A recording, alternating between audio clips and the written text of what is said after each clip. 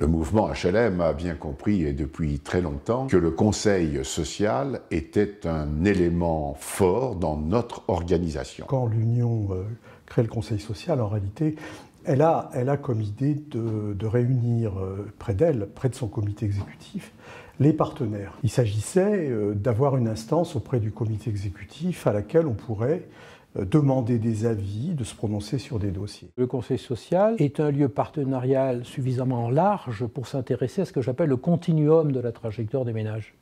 Parce qu'il y a les gens du logement social dedans, mais il y a aussi les gens de l'insertion, tout ce tissu associatif, il y a le milieu syndical, il y a les associations de locataires, il y a même des partenaires comme le MEDEF. Bon, tous ces gens-là connaissent l'intégralité des problèmes rencontrés. Et pour qu'une institution, en tout cas des institutions que sont les organismes de logements sociaux, puissent se projeter dans l'avenir, il est important qu'il y ait un lieu d'échange, d'écoute, de travail qui réunisse l'ensemble des acteurs de cette société pour aller vers plus, pour faire mieux. La Fédération française du bâtiment, on connaît bien le monde HLM, l'Union, les organismes, mais je crois que l'intérêt du Conseil social, c'est précisément de réunir d'autres personnes, les consommateurs, les locataires, des gens avec lesquels nous n'avons pas souvent l'occasion ni de dialoguer, ni de travailler. Ce que je pouvais entendre au Conseil social des HLM, j'en faisais mon profit pour apporter au Césaire d'Île-de-France. La question de la place des parties prenantes.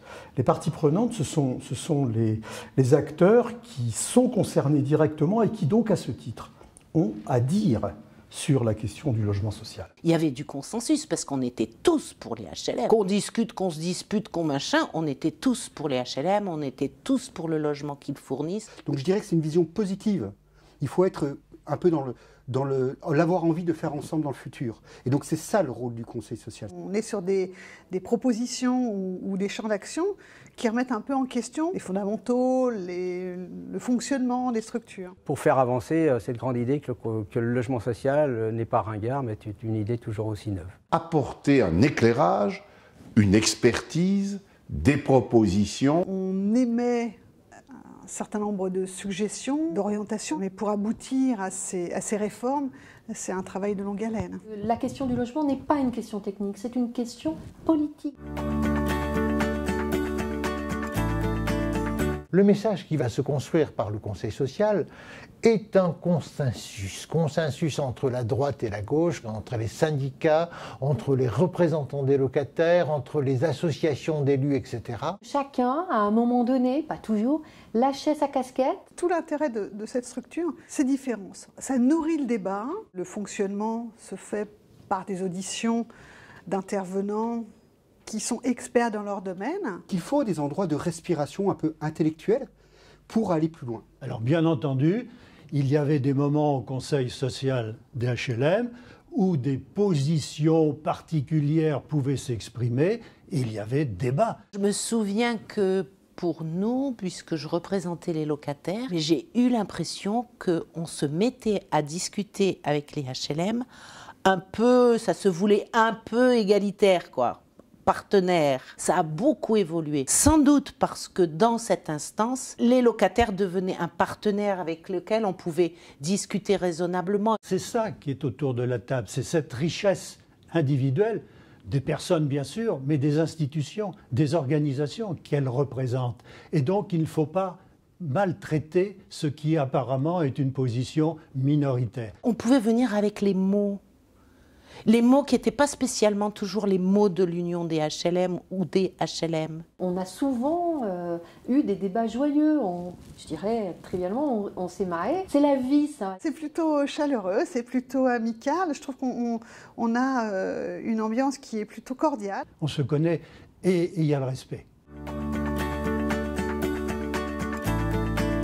Tout d'un coup, il y avait une reconnaissance de ouf, hein, parce que être présidente du Conseil social, tout d'un coup, c'était la parole au Congrès, on vous disait Madame Rastol, d'un coup, on me connaissait, quoi. La première fois que j'ai dû, en tant que présidente du Conseil social, intervenir au Congrès de l'Union. J'ai jamais autant tremblé de ma vie. Et quand j'étais lancé, j'ai l'impression que tout allait très bien. Et quand je suis redescendu, j'avais jamais autant sué de ma vie. Parce que j'étais quand même porteur d'une voix commune. Et quand on est porteur d'une voix commune, il faut bien la défendre. Et il ne faut pas la déprécier. Le temps que j'ai passé au Conseil social des HLM m'a enrichi, m'a apporté des éléments d'information. J'étais assez heureuse qu'il m'accepte aussi, moi, en tant qu'élu, parce qu'au départ, oulala, une élue, là. Non, je trouve que c'était intéressant aussi que moi, je puisse dire, écoutez, c'est pas toujours aussi simple. Moi, j'ai trouvé que c'était une expérience intéressante.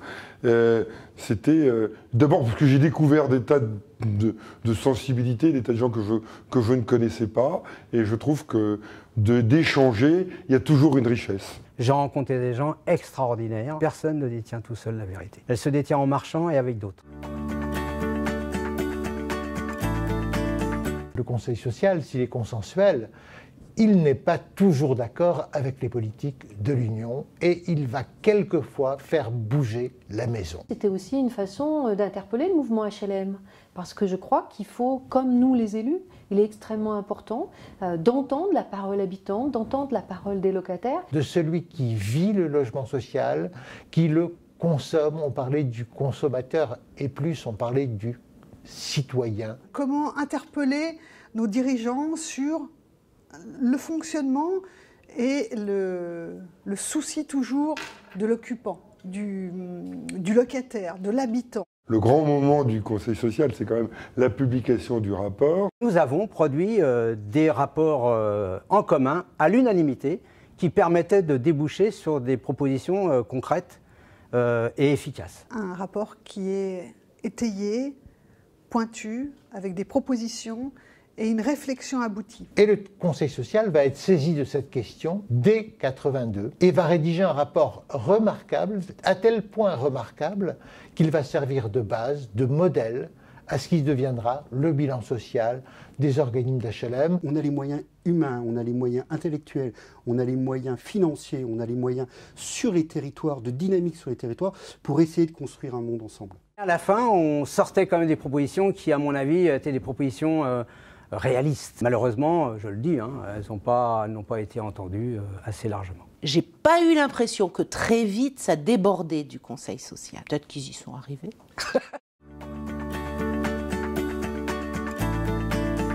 La question est comment le Conseil social, par son activité, par sa production et par son originalité, peut et doit devenir un élément incontournable. S'il n'est pas un peu rebelle, s'il n'est pas un peu transgressif, il ne se fait pas entendre. S'il est dérangeant, il sera écouté. Dérangeant au sens où il vient lutter contre les conservatismes, les habitudes, la reproduction. Et après, on peut le saisir sur des questions, mais il faut que lui, d'abord, se saisisse. Qui garde ce pouvoir d'interpellation. Il faut surtout conserver ce tour de table. Il y a un vrai risque pour le monde du logement social, qui est un risque de délégitimation s'il ne s'empare pas lui-même de ces sujets-là, parce que personne ne va s'en emparer à sa place. Donc s'il ne le fait pas seul, qu'il le fasse avec des partenaires du Conseil social, ce serait une excellente idée. Ça légitimerait le fait qu'il interpelle les pouvoirs publics ensemble. Le logement social a besoin d'alliances.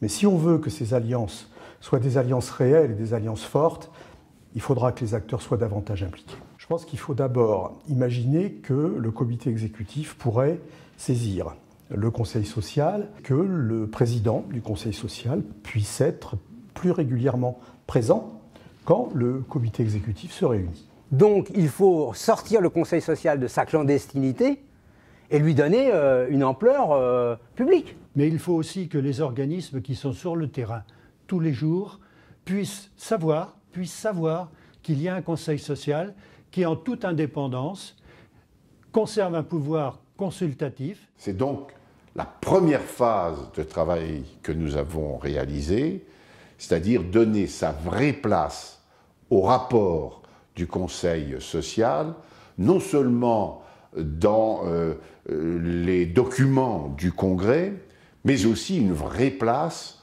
au Congrès pour que ces analyses, ces propositions, ces critiques, ces alertes soient mieux entendues par l'ensemble du mouvement HLM, par l'ensemble des congressistes. Dans la période que nous vivons aujourd'hui, tant politique, je dirais, que sociétale, il pourrait s'emparer de grandes notions dont le logement est au cœur, comme la solidarité, l'efficacité des politiques publiques. Et le travail qui a été effectué toutes ces années nécessite qu'on lui donne plus de moyens et plus de force. Je vais m'y attacher pleinement, non seulement à l'écoute, mais à une organisation qui donne de l'espace, qui donne du volume aux analyses du Conseil social. Ça me fait penser à Paul Valéry qui disait « Mettons en commun ce que nous avons de meilleur et enrichissons-nous de nos mutuelles différences ».